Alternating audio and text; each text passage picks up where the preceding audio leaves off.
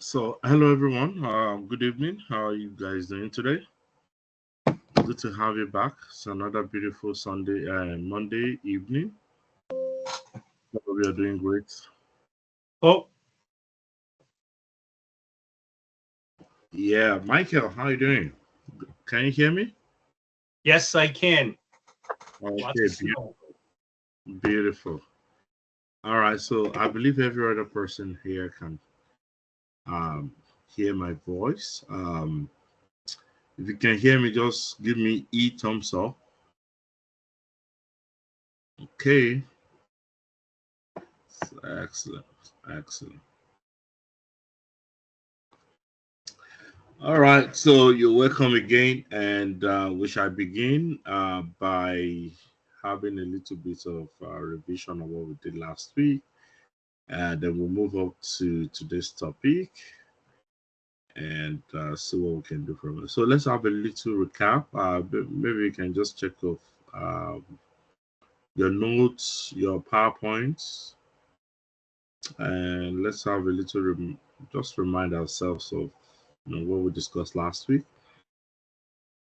Most importantly, for those of us that were not, those of the students that were not here last week, so they will also be able to gain from the revision. So the floor is open. So last week, you showed us the WMIS overview video.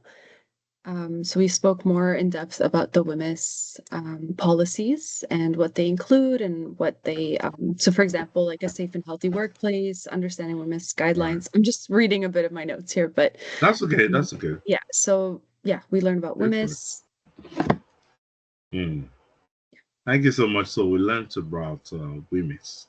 All right. So Michael, you have your hands up. So you Yeah. have the floor now, Mike. So we identified and talked about the three health and safety guidelines granted to workers: right to refuse dangerous work without penalty, right to participate in identifying and correcting safety problems, and right to know about hazards in the workplace. Excellent. So the three major rights of workers under occupational health and safety. That's great. Thank you very much, Michael, for that wonderful contribution. Who else want to say something?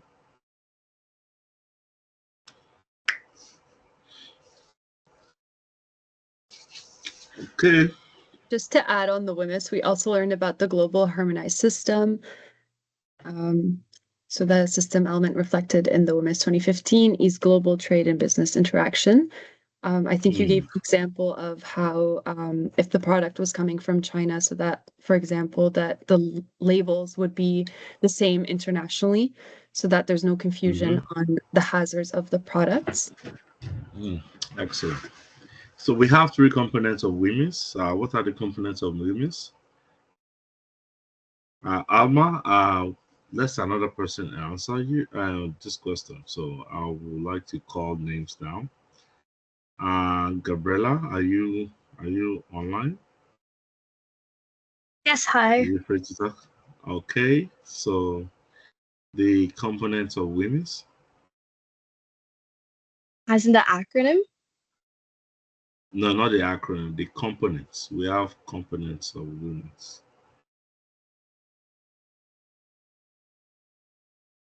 Sorry, I'm just Okay, looking through tell my me the. notes. I got it. Okay, I don't have it worry. now. Just I uh, I uh, I can, okay. All I right, can no answer problem. that. Yeah, go Sure. ahead, Vanessa. Okay, sorry. Go ahead. Okay, so the components of WinMIS would be labels, so to alert workers that a container contains a potentially hazardous product, Right. Mm, materials, and employee training. okay, that's great. Excellent. All right.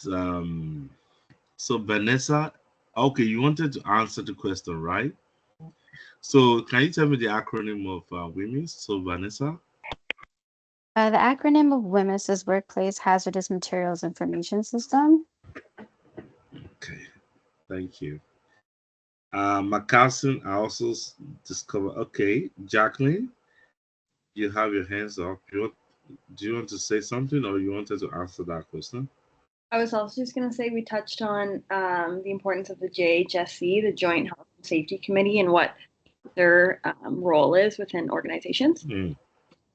Okay. Thank you. So who can tell me the composition of JHSC according to provision of the Act?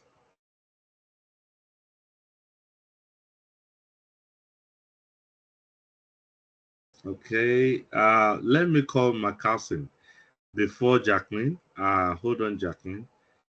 My cousin, are you still online? I am very You much wanted to... online. Okay. Let's Yeah, hear your voice today. okay, I thought we would get tired of my voice. Just kidding. No, I can tell you have one of the best baritone voice. So. Oh wow. Okay. So yeah, the That's good. composition of the Okay. Joint Health and Safety Committee would comprise of obviously workers, and also employer reps as well. Right. Yeah. Okay. That's fair enough. Thank you. Jacqueline? I was also just going to say their main role is hazard recognition, risk assessment, record keeping, and responding to employee concerns. Okay. You guys are on fire. Okay. Michael? Did you get an answer for GHS? Because I was just looking at my notes. Okay. Just go ahead and say what. Yeah. Just contribute. That's fine. Yeah, globally harmonized system of classification and labeling of chemicals. So it's worldwide, and the elements standardize hazard testing, universal warning pictures, and then the safety data sheets. And it's to make it consistent around the world. And so the main goal is to enhance the protection of human health and the environment with a standardized system, and facilitate international trade in chemicals, and reduce the need for testing and evaluation of chemicals, and provide a recognized framework for countries without existing systems. I worked in the chemical industry in agriculture, and I think it was before this was implemented, because I didn't work in that department, but I mean, I knew that we had to go through the ringer to make sure everything was always being tested. Okay. That was before 2015, right? Yes. That was 20, and that's what. That was before 2015, right? Okay. Yes, and I just made that connection now. I didn't realize I worked for a company called United Agri Products. They're out of Greeley, Colorado. Wow. Yeah. Wow. Thank you very much for sharing this wonderful experience, and it's really, really profound for our learning. So thank you very much for sharing, Michael. Let me lower your hand. Okay. So without further ado, let's go straight into our topic. So I believe everybody is synchronizing into the topic, and you can connect, from the first week, second week, and third week. And before I also go on, so I've started grading your tests. Most of you did very well. I've not finished grading because of my busy schedule so far, but what I've done so far, excellent results. You guys are really, you really did very well. So, and I hope you can keep up the motivation going, like that. Just keep the fire burning. So, let me share.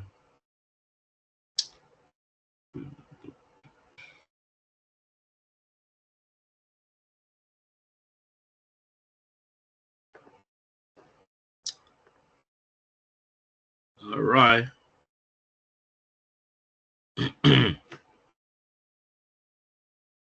So let me also inform you that chapter 3 of our textbook will not be going through chapter 3 today. We're going to do that with chapter 12. Chapter 3 is going to, according to our critical path. So we're going to be doing that with chapter 12 of the textbook. So we're going to move straight to chapter 4, hazard recognition, risk assessment, and control. So, sorry.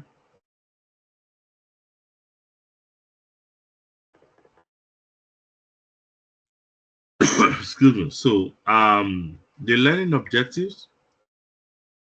So, after today's lecture, you'll be able to define the key terms used in the field of occupational health and safety, identify the sources of workplace hazard.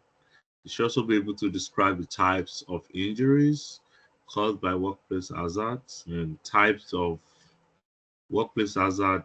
Describe also the method for systematically examining workplace hazard and risk, and also she should be able to describe the processes for controlling hazard and managing risk. So let's talk about hazard, risk, and risk assessment. I think this is not the first time um, we'll be talking about hazard and the definition of hazard. So hazard is any object, action, or condition that can be a source of potential adverse health effect, damage, or harm to people, processes, or equipment within the workplace. So anything, in summary, anything that can cause harm, damage, adverse effect to people, to equipment, to process, it's hazards. Okay. And remember, I think it was last week that we talked about different type of hazard, chemical hazard, we have biological hazard, we have psychological, we have different type of hazard. When we get there, we're going to talk more about that. Then risk and hazard, sometimes they they we use them interchangeably, which is not supposed to be. So when you talk about risk, you're talking about two things. You're looking at the probability of the hazard causing harm, and if the probability or the likelihood of causing harm and the severity, if peradventure the harm happens, how severe is it going to look like? How is it going to be? Is it going to be very badly? Is it going to be like mild, or is it going to be like medium? So when you're looking at risk from area of likelihood of happening, and how bad is it going to be if it happens? So that is risk. So the probability or the extent to which a hazard is likely to cause harm to people, process, or equipment. So let's talk about risk assessment or risk analysis. Is the process of hazard and risk identification, analysis, and control. So three key components are involved in risk and assessment or risk analysis. Risk assessment. Risk identification is the first part. That is identifying or spotting the risk, analyzing the risk, whether it's high risk, is medium risk, is low risk, and how do we control it. So we're going to talk more about risk and hazard control as we go on in our subsequent slides. Let's look at some of the terminologies we have here. So risk perception and incident. So by now, everybody will understand what incident is. I think we've done that last. I think it was our first day. So our risk perception is is an individual interpretation of potential harm. Right.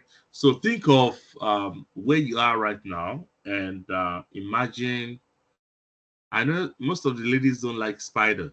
So imagine spider walking up to you, or a snake, poisonous snake, or let's just say spider, because a lot of people don't like spider. So what is going to come to your mind? Oh my God, I need to run. Okay. So most times, the way you interpret a potential harm is called risk perception, right? Your interpretation, your concern for consequences, and this is informed by your social, physical, political, cultural, psychological factors. Okay, so for instance, um, in some culture, they are not scared of snakes. Some people even have snakes as their pets. So seeing snakes might be like, yeah, it's a normal thing. So the way you interpret risk will be influenced by how you react to it, either fight or flight mode. So risk perception is individual interpretation of potential harm. Then incident, I think we've discussed it before. They are also called near misses, or um, so something that almost happened but never happened. But if it had happened, it would have caused harm. But most times, the event that could have happened, and if it happened, it will to cause negative impact on people, properties, or processes. So another word for incident is near misses or near calls. All right, missed calls, like incidents that almost happened. So let's talk about hazard recognition and identification. So we can identify hazard from people. That is where we have people error or human error, um, negligence, equipment, default equipment. Hazard can be from environments, right, where the environment is stuffy, poor lighting, um, ventilation.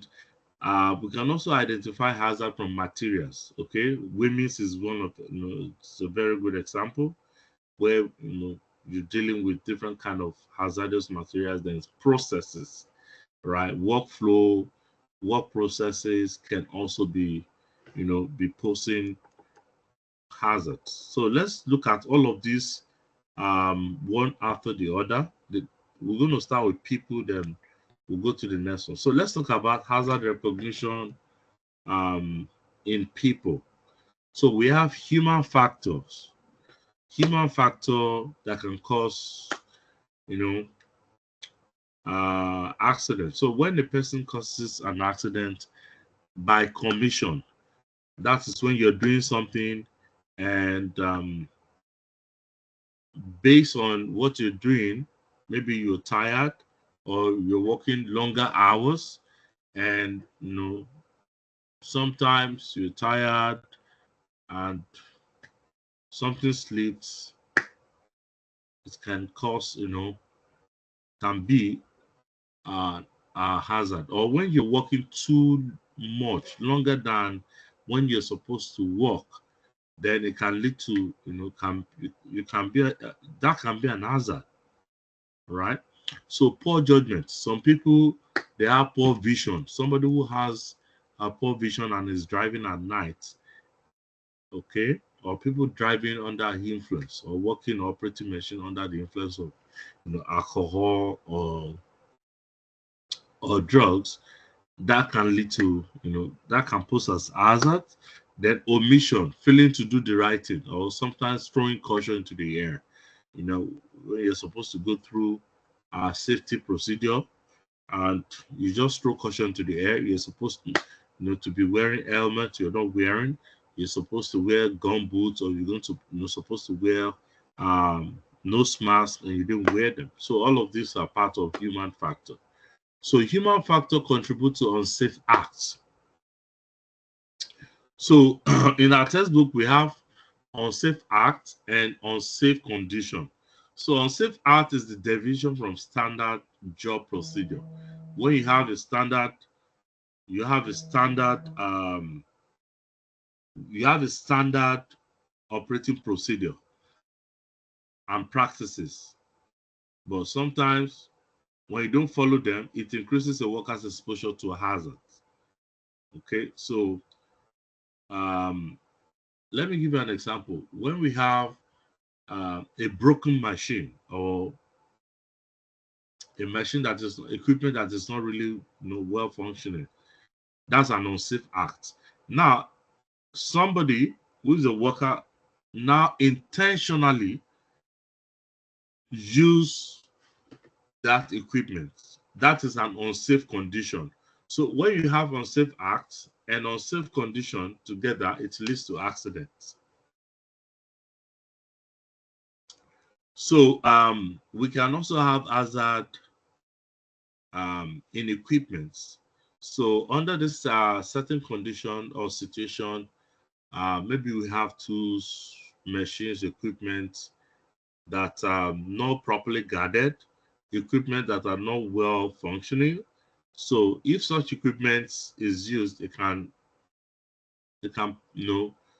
be hazardous to the operator. So example, we have defective tools, broken ladder. So um, if maybe you work with height and you're trying to use ladder that is broken, or you know that some of the steps are not well,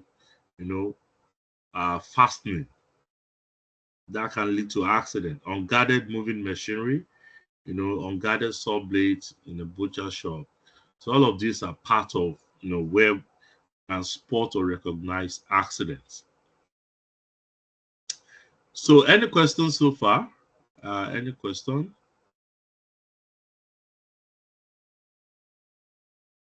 So let's go to environment. So we can also spot hazard across environments. Environments like poor lighting or improper illumination, too dark factory, or too much glare or too much light that can create a blurry sight. We also have ventilation, where there's no oxygen. People have to inhale toxic chemicals. This can cause a lot of problems. So adverse temperature condition, people working in too cold or too hot temperature. So people were working in a furnace, or people working in a cold room, where they keep frozen food. All of these are part of environmental hazards. Or poor indoor air quality, odor, stuffiness. All of these are hazards. So we can also identify hazard in materials. We've discussed this last week, when we were talking about WIMS.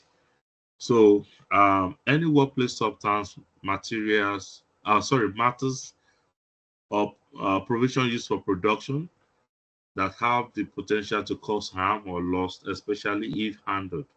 So it is important to educate workers on each of those components of the chemicals, how to handle them, even chemicals we use at home, such as bleach.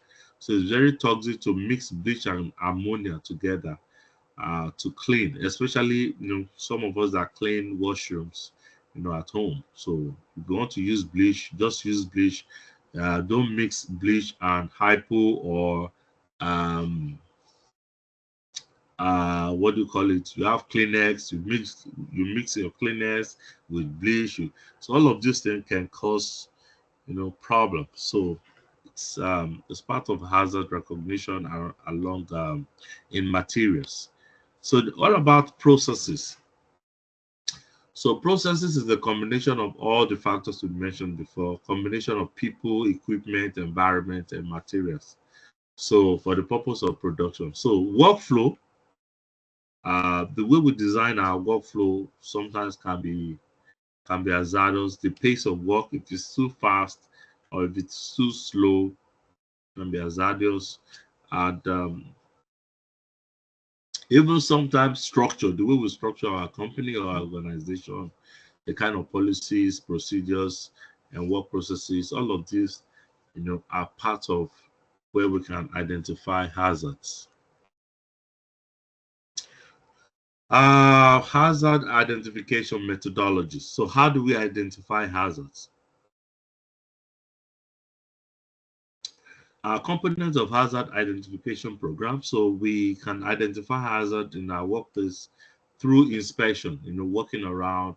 It can be maybe individual, through the right to participate. When you say something, you say something, or through joint health and safety committee, or through health and safety representative. Anybody can walk around, inspect as well. And if you see something, you say something.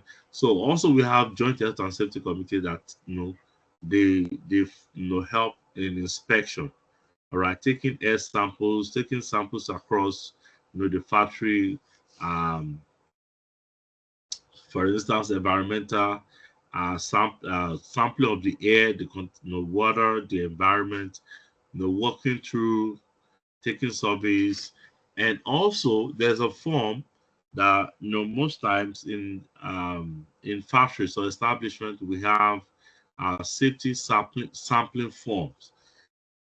So the health and safety person will observe how people work in the factory, and they take note of all the lapses, all the all the mistakes, all the unsafe practices, all the unsafe acts, all the unsafe conditions, will be written down in this safety sampling, or all the unsafe behavior will be written down, and that will form a report that will be sent to the employer. That okay, these are the things we observe. You need to work on this, you need to work on that, you need to fix this, you need to train your people on how to be more observant and how to be more careful. So as still on hazard identification methodologies, so we have our tax and job inventory. So this is where HR comes in, especially most of you that are doing HR. So HR helps in designing job description, job specification. So this in HR we call them job analysis. We call it job analysis. So um, everybody knows their job responsibilities, including their roles when it comes to health and safety, across board. So the content, the hierarchy, the requirement necessary to perform various jobs and tasks. So if your job is not to do something, you don't try to go there and do it. If you are not an operator, you don't go and operate a machine. So if your job is a cleaner, you don't just because you're cleaning the environment or the equipment, you are not permitted to start operating the equipment. Just because you're familiar with cleaning does not give you the license to start operating the machine. So all of this is very important so that everybody knows their role, everybody knows their right, everybody knows what they're supposed to do and what they're not supposed to do. I let me just tell you a little joke about knowing your job description and job specification. That was a joke. I was it a joke or maybe like I think it's a joke. It's kind of comedy. So a cleaner who was trying to clean, who was designated to clean an airplane. So she was cleaning the cockpit and she saw a manual, and in the manual, on the manual they wrote how to fly a plane. So she read through the manual, and following the same procedure, she started the airplane, and of course, she was able to fly the plane. And she was so happy in the air, like, yes, I'm now, a sudden pilot. So now when it was time for her to land the plane, it was so, pathetic that the manual did not contain how to land a plane. So it was written at the end of the first manual, part A, that to land this plane, you need to get the second manual, the part B of the manual, which wasn't available in the cockpit. So she was in trouble.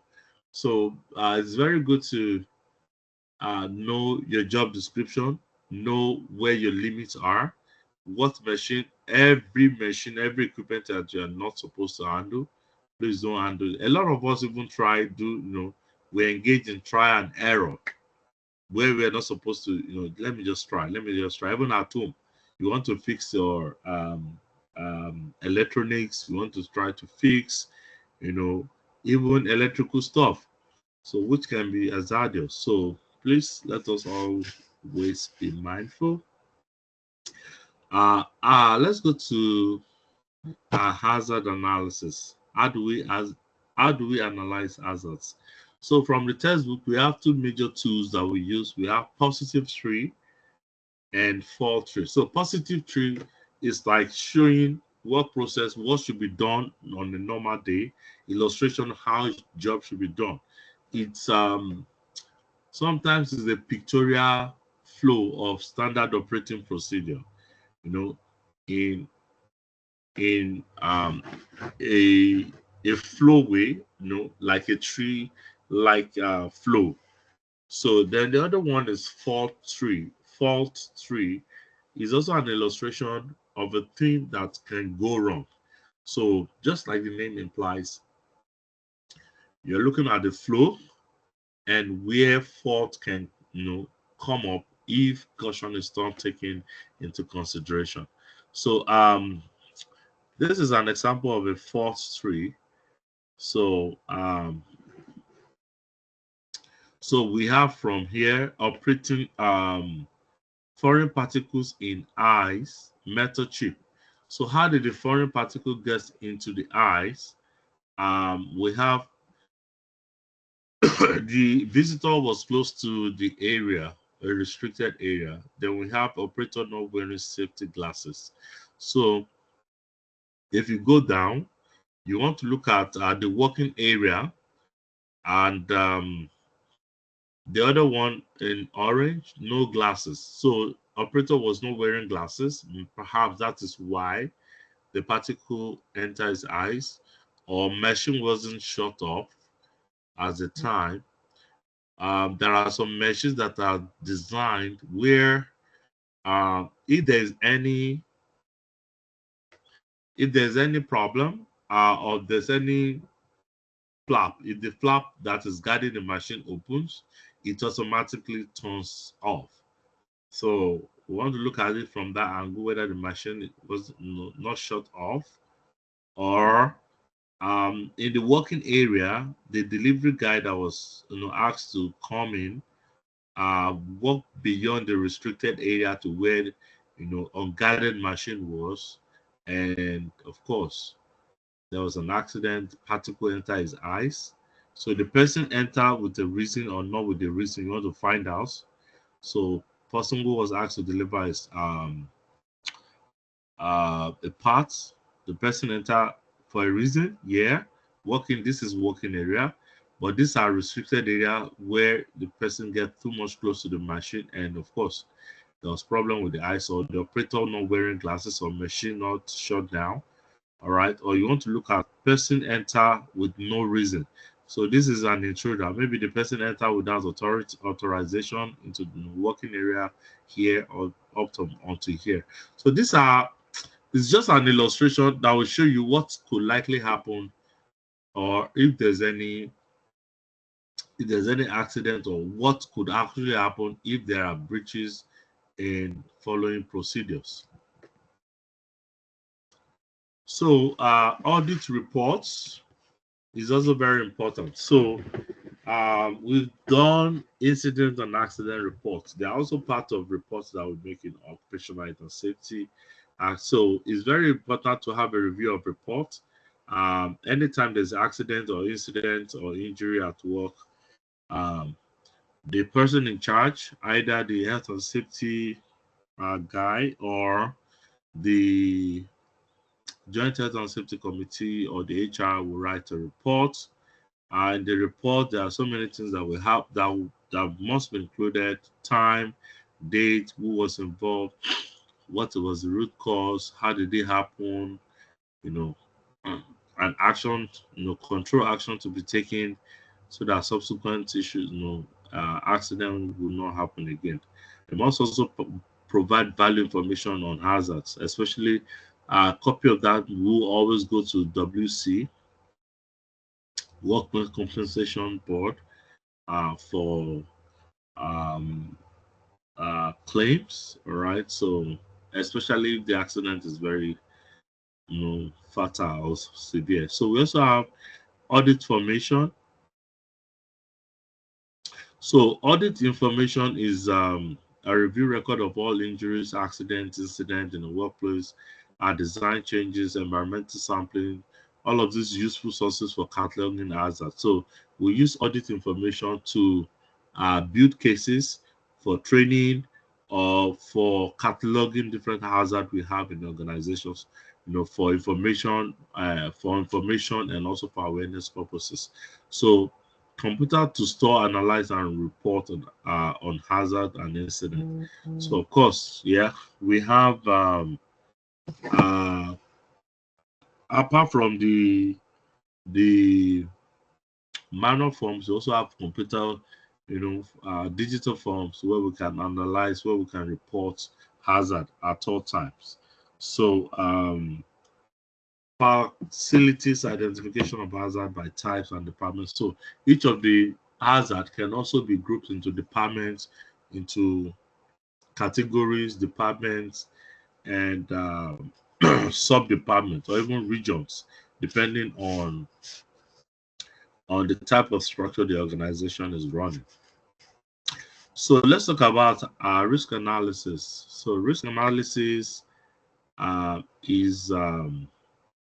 is talking about how we see the likelihood of risk happening, and if it happens, what is going to be the severity or consequences. So these are the two main pillars of risk analysis. Okay, identifying risk um, by probability and consequences. So when you talk about probability, you talk about likelihood or chance or likelihood that an event will occur, and what is going to be the results, the harm. The consequences, you're talking about severity. Is it going to be big? Is it going to be small? So sometimes if you are if you are drawing risk analysis, you use what we call risk matrix. A risk matrix that will show the table of probability and severity. We have low, medium, and high on both sides. So most times the low ones are in green, the medium are in yellow or amber, then the high, high risk are, painted in red. So if time permits me, I'm going to show you how risk matrix looks like.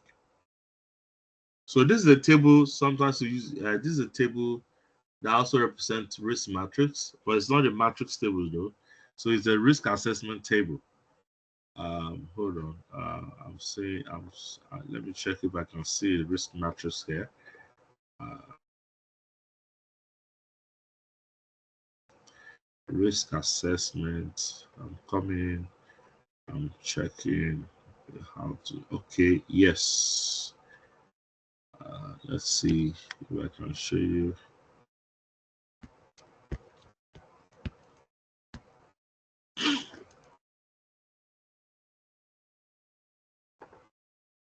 Okay, so I'm sharing the tab right now. Can you hear me? Yep, I can see Yep. it. Okay, exactly. So this is how a risk matrix look like. Okay, so here the probability here is rare, unlikely, possible.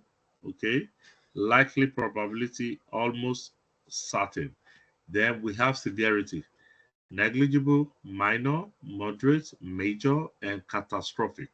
So if you see low risk, they are the one in 1 and 2. 1, 2, maybe 3 are low, 1, 2. So if you see 4, they are the moderate ones, the one in yellow. You see, you know, 4, 5, all over 10 or all over 20, right? So 4, 5, those ones are medium. All right. Anything from 8, 9, that is high. Then anything from 15 and above to 20, 25, those ones are in red. So those ones are extremely high. So if you look at, we use this one to categorize different kind of risk in risk management or risk management, of course, yeah. So let me see. There's I think you can read this. I share this hazard and risk assessment on your blackboard. Hazard, what is hazard? A potential source of injury, adverse effect, hazard identification, probability of severity. You can read more of this. It's on. It's I think it's on the.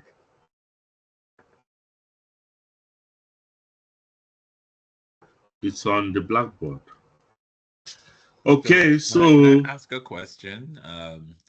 Though yeah, I'm in HR, health and safety has never really been my focus. okay, In terms of practicality of using the risk matrix, okay. like how would that look? Is it that I look at a hazard and I apply a number to it, and then I need to go look at the matrix after to see where it lands?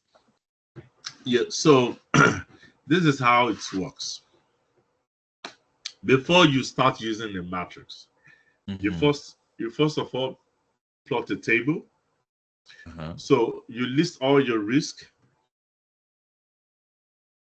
probability, Uh-huh. severity. Okay. Mm-hmm. Now, risk probability times risk severity. Mm-hmm. All right. So we give you that ratio. Now, each of those ratio, you cannot categorize. Maybe everything is over 10.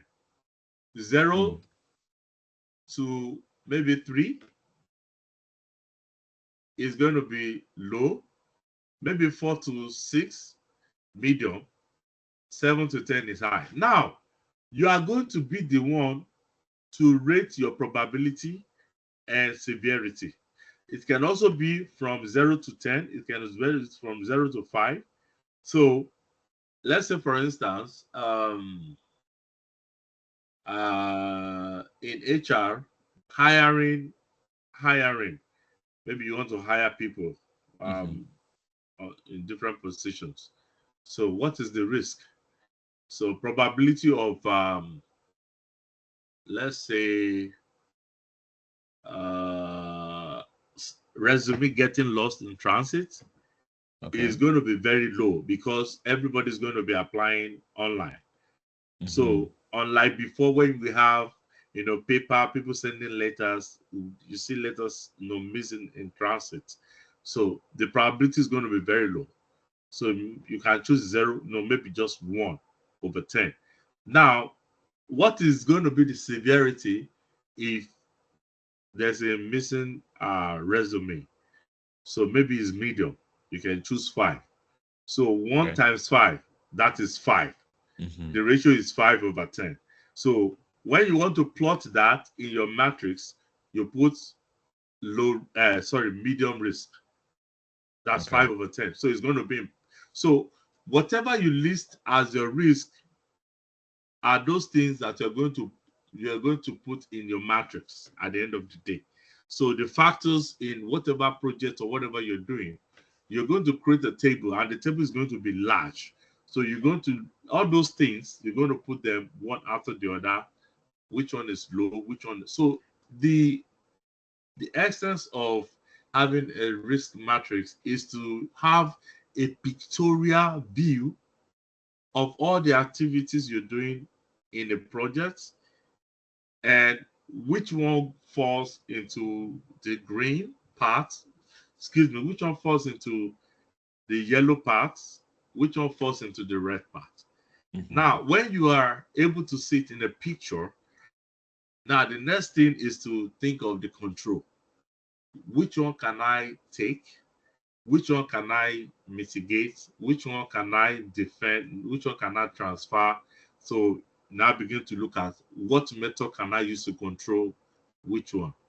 So Okay. the purpose of having a risk matrix is to see in a big picture whatever you're doing, the whole activities you're handling, where the risks are, and it will give you like a guideline of what do you want to do about it. Because the matrix will only show you, yes, This is high, this is medium, this is low. So you know how to prioritize which risk to go, protect first, which one to go second, and all of that. Right. Okay. Thanks for sharing that. Yeah. So time might not permit me. Maybe some other time, or you can also reach out to me. I can show you how to actually design a risk matrix and how to use risk matrix in HR or in occupational health and safety. We can use risk matrix in everything, even in project management. We just identify risk. Okay, let me move back to.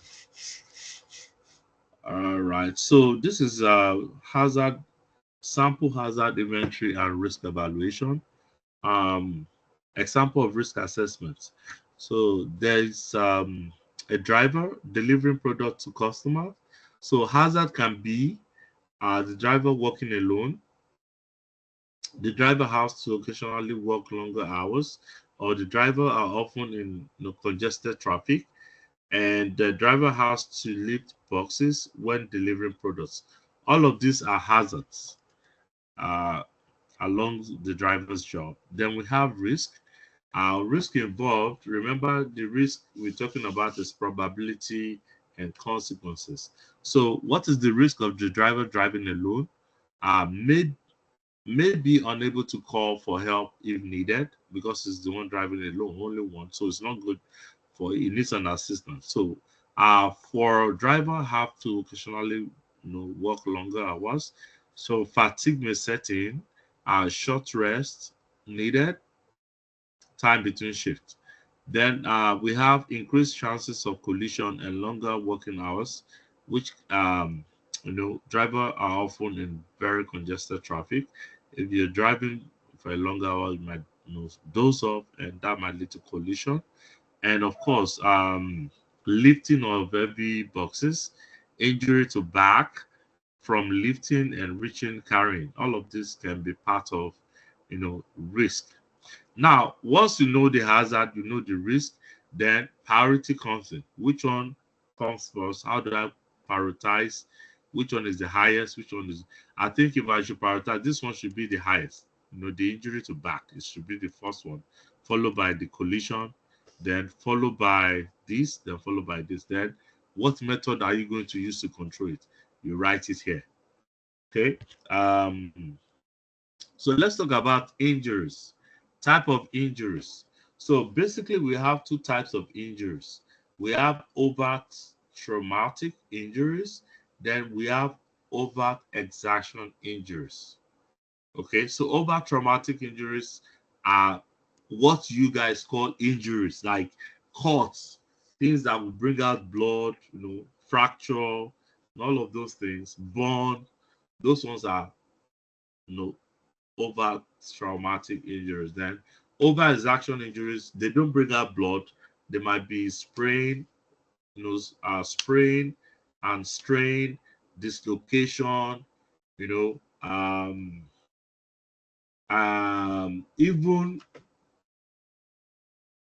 stress, negative stress, distress, all of this, RSI, repetitive strain injuries, all of these are part of over exertion injuries. So let's start with over traumatic injuries. So common causes of workplace accidents is individual coming in contact with an object, equipment, or energy. All right, like something falling on someone else, or you've come in contact with a sharp object. So that will bring about cut. Struck by overhead falling object, drop materials themselves, you know. Most of you remember the film I showed here. I think it was in first day on our first class. In our first class rather. What's the title of the film? Is it Standing on the Edge? Yeah, Standing on the Edge. You remember that short video? Can you hear me? Yeah, it's standing on the edge. The one with the car? Yes, yeah, no, standing on the Oh, no, no, edge. no. So That's the construction one, right? yeah, the construction one. So we have so many accidents that happen, falling from the heights. There was another guy that caught himself with a razor or something. The cutting machine. There was another guy that fell from construction site.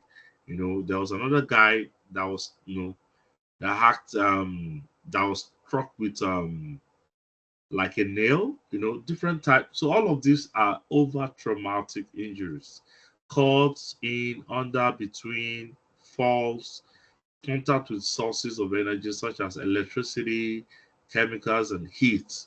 So burn, electrocution, all of those things are part of um, over traumatic injuries. Now let's talk about overt exertion injuries. So overt exertion injuries are without blood. All right, they can cause body pains, all right, ache and pains due to lifting, bending, awkward position, repetition. So look at this guy that is trying to fix the photocopy machine. So you see that it's kind of bent in an awkward position. If it's there for a long time, it might start to feel some backache or the side pain because the way it's bent for a longer time can lead to overt exertion injuries. So sometimes you might want to lift heavy equipment from the ground, and if you're not very conscious of how the process of lifting things, you might want to hurt your back. Yeah, so including awkward position for a long time. So repetitions are another thing, typing for a long time. You feel that the muscles in your hands or fingers are paining you because you're doing something repetitively over time. So all of these are examples of overt exertion injuries. I I Okay, have a okay. You have a in question? terms of over traumatic versus over exertion, because Yeah. you did say it's the difference might be that blood has to be present. So I have a question in terms of whether blood has to be present outside of the body or blood can be visible. For example, if you've probably hit something or something has hit you, what may happen is that you may have blood surface under the skin. So you have this sort of it's an injury, yes, but there's blood. It's just that it's not flowing out. What would you? But there's a contact with energy. Yeah. There's a contact, yes. So it's So that would overt be over traumatic. traumatic. Okay. Okay. Exactly. Yes. So all right, overt exertion injuries, when you're lifting things, I think we've mentioned this before. So material handling can be mechanized. So most times, employers provide forklifts, even hand the forklift, the hand one, or the truck one, so that people can automate um, lifting things. Even people who are working in the medical fields, if you're a nurse or PSW, you want to lift your patients, there are equipment for lifting patients.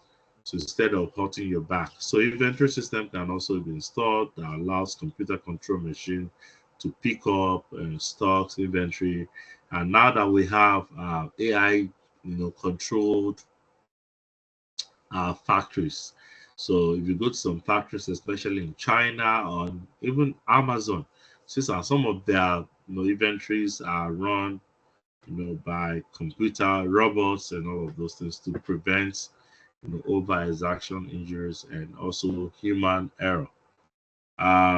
Another type of over exertion injury includes RSI, repetitive strain injury. So when you're using your joints, your muscles over time, you can begin to feel some uneasy feelings or pains. So I mentioned the other time, typing for a longer hour. So unnatural joint position or posture, force application to your hinge joints, activity repetition, pre-existing condition, can all of those things can cause RSI. So for instance, um, unnatural joint position or posture. So imagine if I ask you to squat. If I ask you to squat for 1 hour, by the time you are there for 5-10 minutes, you begin to feel uneasy. So by the time you're 30 minutes, you start sweating. So that's an unnatural joint posture. What about force application of in joints? You're forcing yourself, to do something, your joints, your muscle, all right? If you continue to force yourself over time, you begin to feel that those joints will begin to tell, hey, you are forcing me, you are extreme, you are going to the extreme. Activity repetition, typing for 24 hours non-stop or doing something repeatedly can also cause RSI. There will also have pre-existing conditions like people who already have uh, diseases like arthritis. If you now continue to have a repetitive activity on that same place that is aching them, it can trigger more pain. So we talked about RSI, unnatural joint posture. These are some of the examples. If joint is forced to work in an unnatural or stress position, force application of joints, hinge joint like lifting while bent, wrist joints, and for repetitive activity, keyboarding or using a hammer repetitively all the time, flexing of the finger and wrist can also cause RSI. Pre-existing condition, arthritis, circulation disorder can have a synergistic effect on RSI conditions. I think I've explained all of this earlier. So types of injury: awkward working position, strain, strain and sprain. All right, these are also part of overt exertion injuries. So like bending, twisting, working in an awkward position. Um, all of these are part of overt exertion injuries. So should not reach below the knee or raise arm above shoulder for any length of time. And also designing of works that comes under ergonomics. I'm not sure. Okay, I think we're still going to do ergonomics in our subsequent topics. So design of workstation, work equipment, work procedures to create comfort for the operator. So, for instance, our seats, our computer tables, the way those equipment are designed, they are designed for whosoever is seated on it to be comfortable, sitting there for a very long time and working in a comfortable position. So these are part of ergonomics. If an equipment or seat or furniture, you know, they are not designed, very well, ergonomically well, it can lead to, over exertion injury. So let's talk about hazard control now. So we started with hazard identification, hazard assessment through risk matrix. So now hazard control. If you now understand your hazard, high, medium, low, how do you control it? So we have various methods of controlling hazard. So it's a systematic process of knowing how to put barrier to hazard from happening. So we have to determine what type of control can best fit the type of hazard we have identified. So three parts: we can control hazard from the source, from the path, or from human itself. And I think there's a picture below that shows that source, path, human control. So, and I'll also show you there's what we call hazard control pyramids, which I'm also going to show you very soon. We control hazard from the source, from the path, or from the human being himself, ourselves. So, source, path, human control. So let's say this one, a deep tank that is smelling. So we can either cover the tank or cover the pathway by creating barrier between the tank and people. Of course, use PPE like nose mask, where the human being wear nose mask and the odor is not getting to the person. Or we can build a barrier by the path between the tank and the human being, so the human being doesn't smell. Or we can cover the tank and also treat the tank. So that is just a brief explanation of source, path, and human control. So now, hierarchy of control. Hierarchy of control. Let me show you something here before we move to that side. So this is also part of what I shared on Blackboard. Hazard and risk, hierarchy of control. So we have stages of hierarchy of control. It looks like a pyramid, Maslow pyramid of needs, but this one is upside down. So from the top, we have elimination. Elimination is the first method. So followed by substitution, engineering control, administrative control, and personal protective equipment. So it means that when you discover any hazard, you eliminate it completely, you remove it completely. All right. So substitution is you change it, you bring another one. Okay.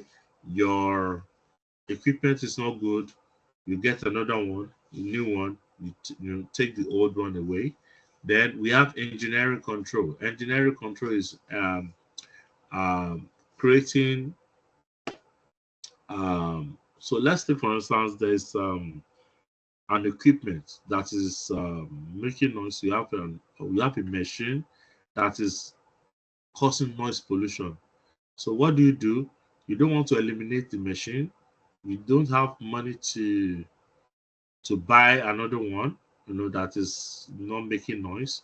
So engineering control, you can create um, a soundproof to cover the machine. So with that, the noise is not going out, it's not disturbing other people. So what you've done is an example of engineering control. Okay.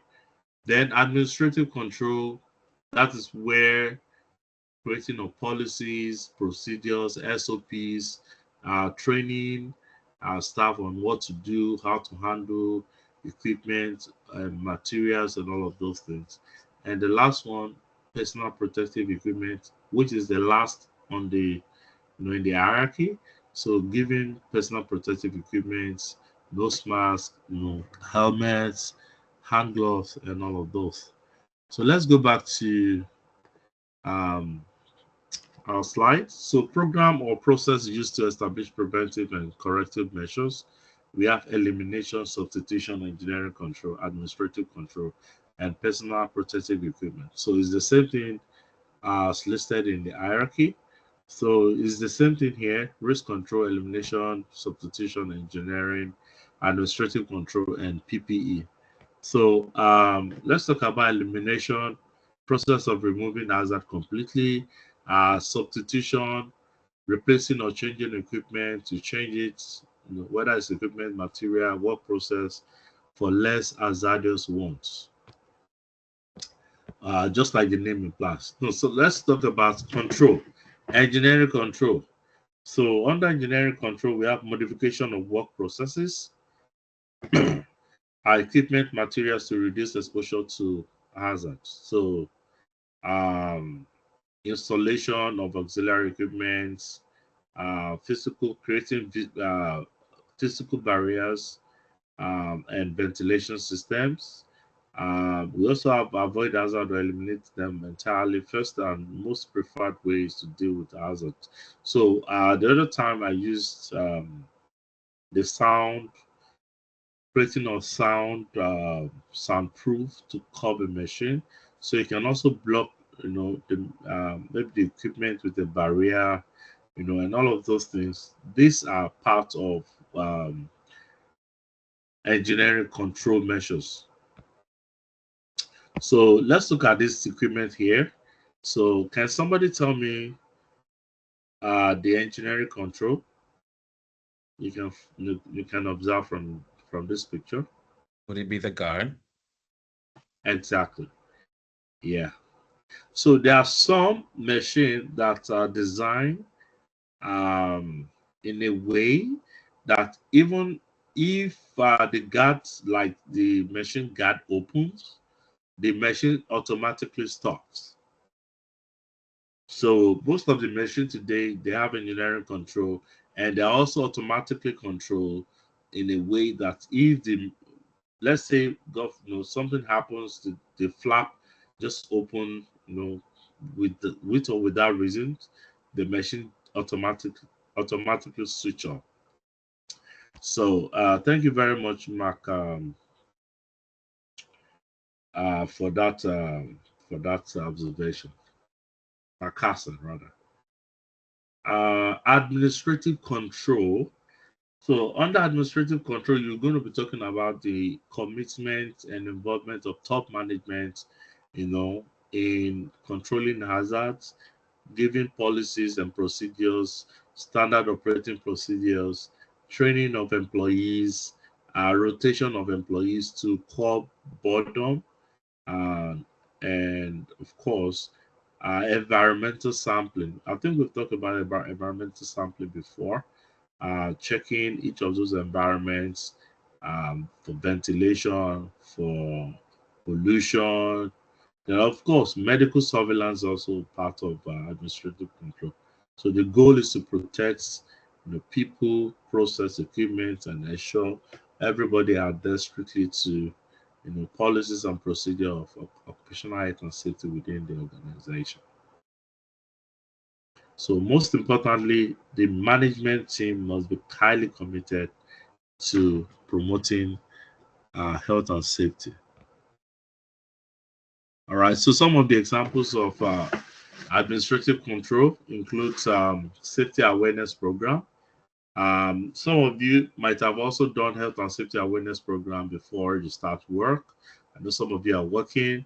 Women's training is also is part of administrative control. Visible reminder, in your workplace, you're supposed to have like a poster or different posters and flyers, that employers are supposed to post around, reminding people of health and safety, workers' rights, women's, special events on health and safety, awards and incentives.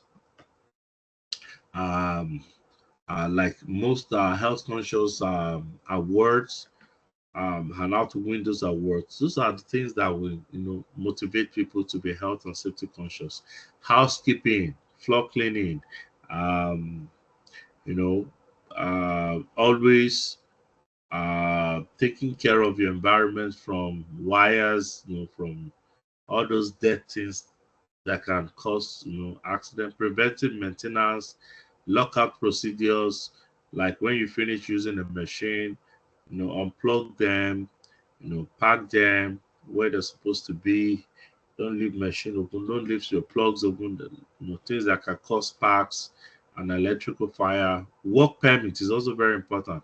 If you are not licensed to operate an equipment, don't use trial and error to operate it. It's either you are licensed and you have the work permit to operate a machine or not. So there's nothing like let me try. So confined space entry and procedure. That's why you see some places that hazardous, say out of bound for non-staff. So if you're not trained to enter there, you can't go in. So confined space entry is also part of administrative control. So we have monitoring and auditing. So it's also very important to continue to monitor, and control hazards, and also audit hazard control frequently. All right, and identify new form of hazards um, daily. So if anybody reports anything, document, control, and continue to be on the watch. Monitoring and auditing, still we have audit program. Um, ensure safety programs are carried out without restrictions. So that means give right to participate to everybody. Everybody in the organization has IRS, internal um, the IRS internal responsibility system, where the responsibility of everybody in the organization is to promote and and prevent accidents from happening. All right. So ensure safety programs are up to date. All the forms, all the reports from Ministry of Labor, from OSHA, from WSIB, you must report up. Your report must be up to date. And if there's any incident, accident, deficiencies, they must be recorded at all times. Also, monitoring and auditing should be carried out by people with understanding of both audit methods and material being examined. So people who are trained health and safety professionals should carry out the audits, right? So not just anybody, can be from HR, can be from the Joint Health and Safety Committee or the department, Health and Safety Department, if it's a large corporation. Audit programs should also stimulate discussion among all managers, workers, and ultimately produce conclusion and recommendations. Um, what to do, what they plan to do, how they plan to improve on adherence, on motivating people to be more health conscious at all times. All right, so monitoring and auditing should be conducted annually by high risk hazard companies. Some do it biannually, so depending on how sensitive the company is. Then also include all documentations from work safety insurance board, workers compensation board, ministry of labor. So Ministry of Labor is also very important. All the documents, record keeping is also highly important. So information about all hazard control, accident, incidents. A company must have health and safety repository of all past accidents and incidents, the training, number of staff that have been trained, number of staff that are undergoing training, number of staff that have not been trained on different parts of health and safety. So how many number of days or how many times you conduct your fire drills every maybe every quarter or every month. So all of these records need to be kept at all times, because of course Ministry of Labor can call for it, WSIB can call for it. So record identify frequency of events as well as trend in hazards, and also information source on workers training and equipment maintenance at all times. So we have the last control methods here. The personal protective equipment, PPE, of course, is the last on the pyramid. And it doesn't mean that when you give PPE, it will protect the employee completely, but at least it's something to protect workers from direct exposure. So clothing, helmets, Google, other devices to protect individual from specific hazards. So it's a least preferred controlling method, but of course it's good. And also it's very necessary to have a backup other than PPE, other types of control, elimination, substitution, administrative control, engineering control. All right, it should never be the sole means of protecting workers from hazards. So ladies and gentlemen, we've come to the end of our lecture. So hierarchy of control, you can read more on that. And I also have this hazard and risk identification. Sorry.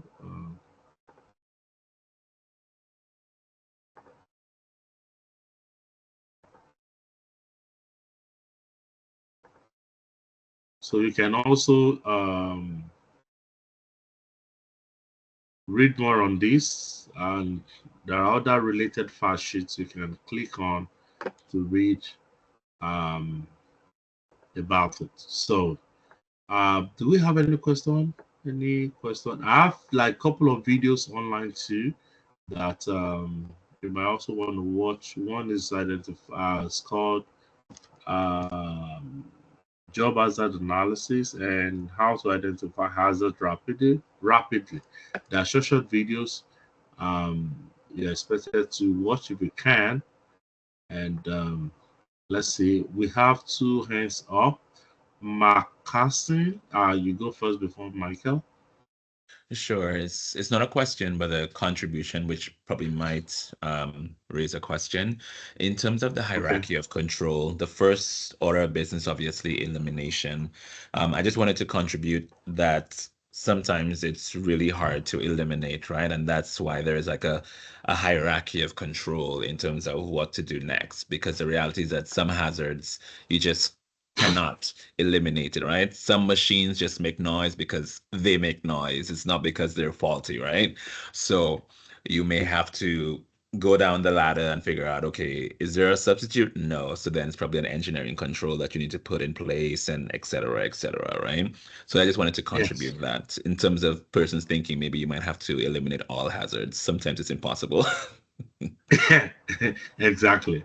So thank you very much for that contribution. You still have to look at your fund, your budget. So you can say because let's say your car is making noise now, you need to go fix it, right? Instead of just throwing the car away and go to the dealership and take a new one. So you might need to go just fix the the noise, and that's it, right? That's engineering control. Michael. I was just going to ask in regards to, risk assessment or risk analysis. I mean, how do you avoid the danger of subjectiveness to as opposed to wanting to be objective? So you're assigning values to hazards or potential hazards in the workplace. I mean, I envision, the risk matrix that you're talking about based on my background. Okay. I would Okay. want to put it in a do regression analysis. But how do you do that? Okay. Because your Okay. assumptions make the difference. Okay, you have given me like 3 or 4 things together right now. You mentioned risk matrix.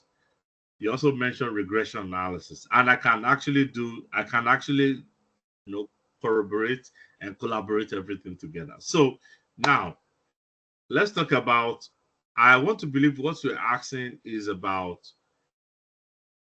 grading your probability and using whatever figure you've come about to design your risk matrix. Is that correct, Michael? Yes, yes, Okay, so yes, you want to be very sure that the number you're giving is objective, not subjective. Is that correct? yes. But so part of it is how do you minimize the subjectiveness in assigning those values to the situations or the dangerous equipment, Okay. as an example? Yeah. Let me ask you a question now. Let me ask you a question, and you have to be honest with me. So from um from 1 to 5, how would you rate how you use your phone every day? Oh, like a 4, too Okay, much. like a 4/5. So that is how you rate your risk. So 4/5, that is, let's say 4/5, that is probability 4/5. All right. Now, because Right, now let's look at the exposure to radiation from your mobile phone. You use your phone almost like almost like in 24 hours. Maybe you use it 18 hours or 16 hours. Is that correct? yeah. I mean, it's beside me for So 18 hours. yeah. So how would you rate your let's say your exposure to phone radiation. Phone radiation, would you say low, medium, or high? Probably high, based on what you told Okay. us. Okay, so let's say from 4 to 5 is high, from uh from 2 to 3 is medium, 0 to 1 is low. So how would you score your, how would you say, how would you rate that? So would you give yourself a 4 or a 5? Right. So it would be high. High. So let's say you give yourself another 4. All right. Now on probability, you have 4. On consequences of exposure to radiation, 4. 4 times 4, 16 over 25. Because here we have 5, here we have 5. 5 times 5, 25. So you have 16 over 25. So when you want to chart that in your table, so exposure to radiation is high, 16 is going to be in red. So Right. you take another activity, you grade it that way, probability, severity, or consequences of what is going to happen. This time, this, you get this over 25. So the ones that are high, you paint them in red. The ones that are medium, you paint them in yellow or orange or amber. All right. Then the one in very low, you paint them green. So in a big picture, you are seeing all your risk. This one low, this one's medium, this one high. How do I now control them? Do I use substitution? Do I use elimination? Do I use administrative control?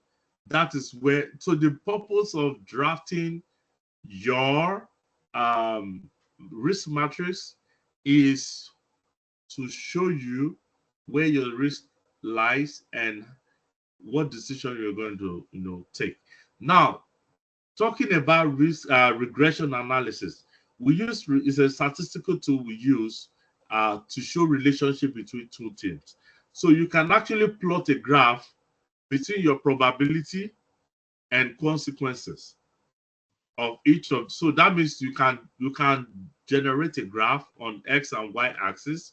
So where you have probability on one side and severity on the other side. So you now match, each of those star and draw a graph for probability and for also severity. So you'll be able to show the relationship between where your probability is pointing to and where your severity is pointing to. So if something is high, of course, the other one will be high. If something is low, probability is low, the severity will also be low. So regression analysis basically is used to show the relationship between two factors. Right. I hope Okay, I've answered thank the you. question. Yeah, no, that helped. No, you've helped answer some other things. That's great. Thank you. I hope we can have more practical times where I'll be able to, somebody is trying to ask a question. Let me read from the chat box. Sorry.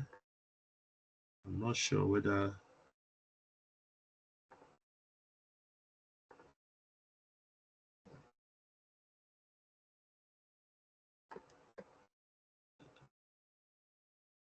Sorry, I'm seeing like 3 things at the same time on my screen.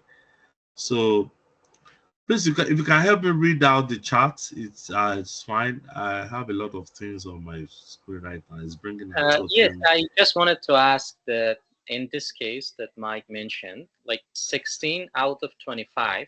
So when we, in this case, if can we say that like it's an extreme thing based on the Yes. The 16 out of 25, okay, might be moderately high. It won't be extreme. To me, it will be moderately high. Okay. So For instance, if you have 16 divided by 25, that is 64%. That is high, but not extremely high. That is moderate. That is like moderately high. Okay. Okay, thank you. So let's look at. Let me share something. Let me let me share this with you again.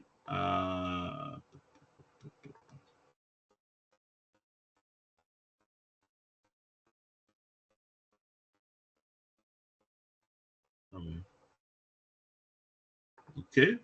So when you look at this, this is very low. This is low risk, not very low. It's low. This is medium risk. This is a high risk. This is immediately dangerous. So anything from 22 or 20 to 25 is very dangerous. So high risk, that 60 over 25 might be within the high risk level here. Not too red like amber. Excuse me, like amber. Okay, so thank you for that question. Do we have any other question? Let me check. Okay. So any other question, please? If there are no questions,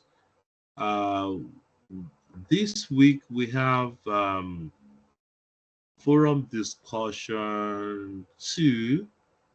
Forum discussion 2 is going to, so it carries 1 point. So when a worker does not wear PPE, let me share. Hold on.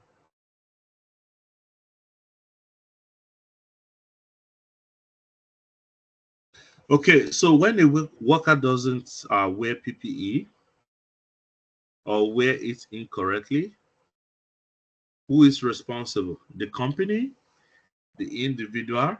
You have to discuss your viewpoints. Okay, so let's share our experiences, our thoughts, and ideas, and also contribute to our colleagues' opinions. Please remember to contribute constructively.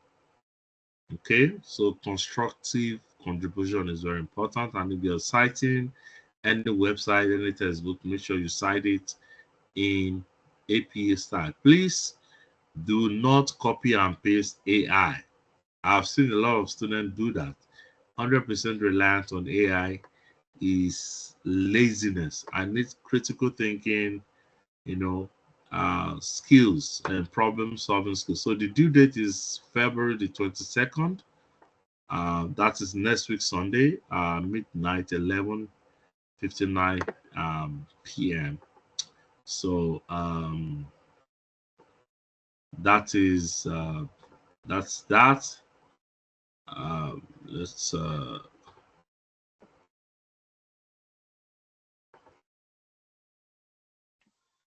Can I ask a question? Okay. Regarding Yeah. So you mentioned the APA style. So what if we share our own viewpoint and we do not use any other sources? So if you're sharing your past experiences, you don't need to cite. But for instance, if you are given a definition, okay, so that definition might have been cited by somebody else before you, and unknowingly to you, you are citing somebody's work. So you need to check and double check. Sometimes you might need to just read online. You don't necessarily, have to quote them word for word. You paraphrase and okay, say, hey, this is where I get the idea from. And you just reference it. Okay, but if not, that's okay. But in an academic environment, it's very good, especially for graduate courses like this, to start, writing scholastically. So scholastic writing is very good in the academic environment. Okay, so that's why we encourage our students to do citations. Okay, thank you. Yeah.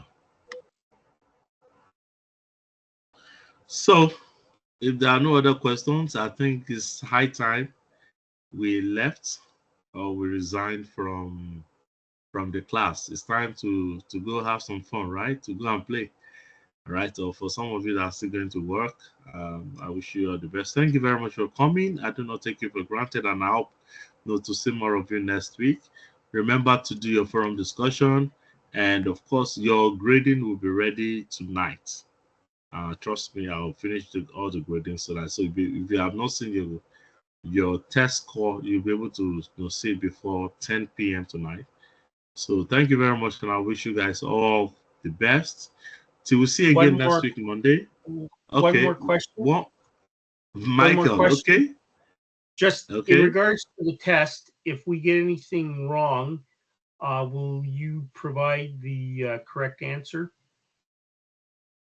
Yes, you'll be able to see all the correct answers once I finish grading. So you'll be able to see all the answers below all the questions for review purposes. Thank you. You're welcome.